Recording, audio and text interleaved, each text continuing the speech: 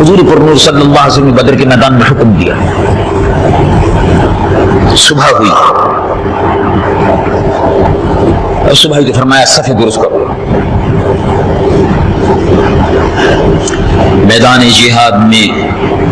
جس طرح سے اس زمانے میں لڑائی ہوتی تھی اور آج بھی صف اگر درست نہ ہو میدان جنگ میں اور تتر بتر ہو، دو پیچھے ہیں دو آگے ہیں، دو ادھر ہیں دو ادھر ہیں، جنگ تو نہیں ہو سکے گی۔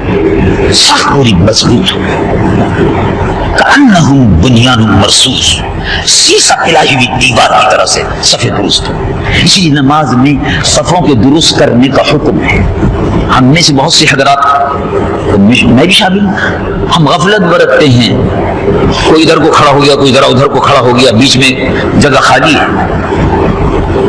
اس کا اہتمام نہیں کرتے کہ مل کر کھڑے ہوں، نہیں کرتے۔ حضور پر نور سید العالمین محمد رسول اللہ صلی اللہ علیہ وسلم نے فرمایا صفوں کو سیدھا رکھو، شانے سے شانہ ملا کر کھڑے ہو، اگر درمیان میں فاصلہ رہے گا تو بیچ میں شیطان موجود ہوگا۔ شیطان کو بھگانے کا طریقہ یہ ہے کہ کندھے سے کندھا ملا کر کھڑے ہو جاؤ۔